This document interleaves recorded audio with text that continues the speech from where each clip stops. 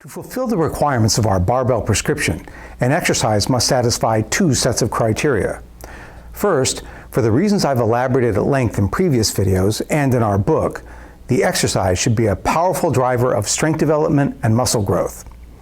As Rippetoe and others have pointed out, this means the exercise should involve the largest amount of muscle mass to move the most weight over the longest normal and effective range of motion. When we apply these three simple criteria, a lot of exercises you see people doing at the circus just drop right out of consideration. Thank God. Our second set of criteria are those that apply to the prescription of any medicine. The exercise has to be safe. It has to be dosable. It must be as comprehensive in its effects as possible. It must be effective, meaning it must attack the sick aging phenotype, and it must be simple and efficient. The cornerstone of our prescription, the exercise we call the squat, meets these criteria. And so, if you're over 40, or 50, or 60, or 90, you should squat. This means you.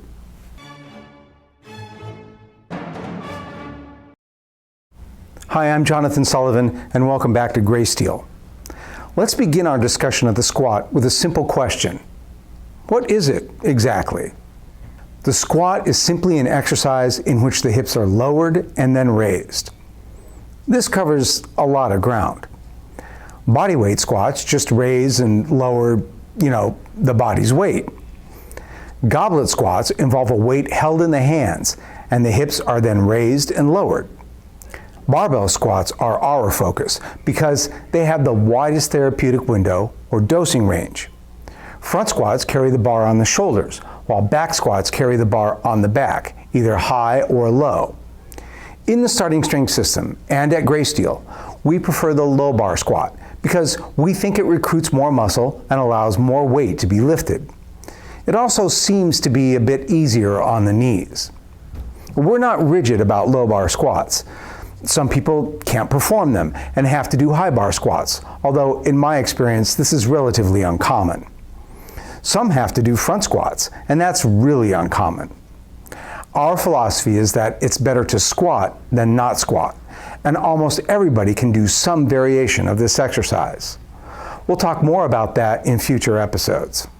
The squat describes a very large range of motion and captures a vast amount of muscle tissue.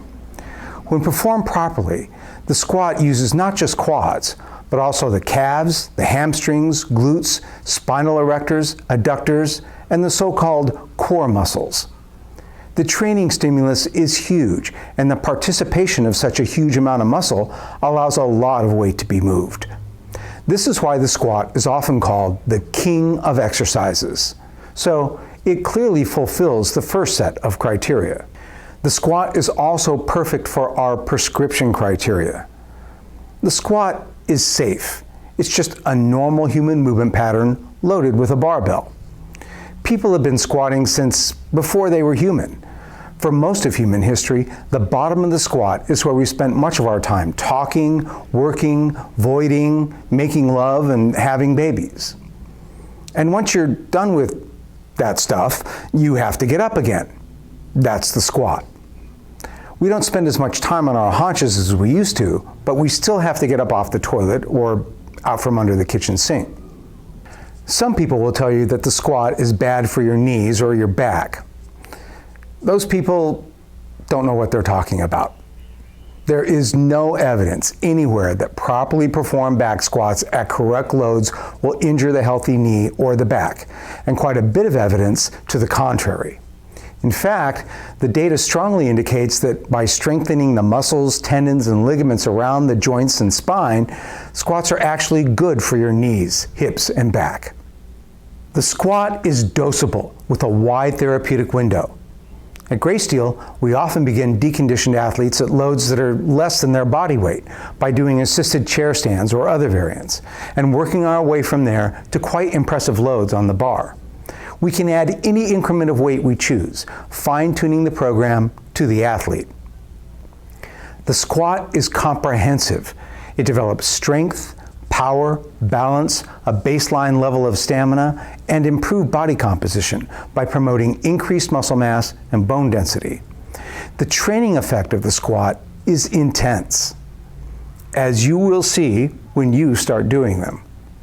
The squat attacks the sick aging phenotype.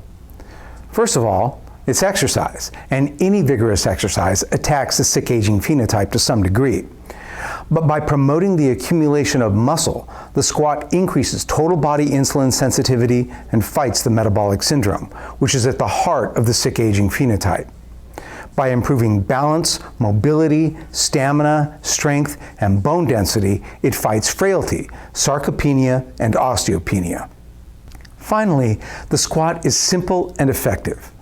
I don't know anybody with a perfect squat. I certainly don't have one. But the perfect is the enemy of the good, and strengthening and improving the squat is a lifelong pursuit that pays huge dividends. The fundamentals of squatting can be learned in about 15 minutes from a good coach, and some people are able to teach themselves to do a passable squat, although coaching is always ideal. I'm not going to try to teach you to squat in these videos. Other people have covered that ground far better than I ever could.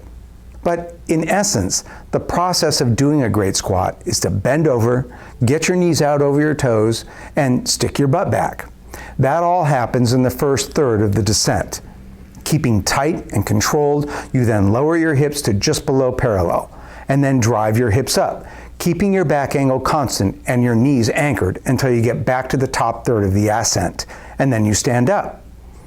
Then you do it again. The whole time, the barbell moves in a vertical path over the middle of the foot, what we call the master cue. Now, this is a very simple thing to do, but it's not easy, and it's not supposed to be, as you will discover. In future videos, we'll have lots more to say about how the squat can be productively trained by almost anybody, even people with significant mobility limitations or profound deconditioning and weakness, as well as tips and tricks that I've found useful with my own master's population. For now, I hope you'll read more about the squat in the Barbell Prescription and Mark Rippetoe's book, Starting Strength, and I really hope that you'll embark on a strength training program that includes the king of exercises. The best approach? Find a coach, either near you or online, and begin a new lifetime adventure that will make you stronger, healthier, more mobile, more fit, and harder to break. Thanks for watching, and thanks to our sponsors, Iron Joe, the delicious pre-workout coffee beverage, online great books, classics of Western civilization delivered to your door, and Starting Strength online coaching. Remember, our content is for educational and infotainment purposes only and does not constitute advice for any particular person, patient, disease, or condition. If you have questions about your health, you should work closely with your physician.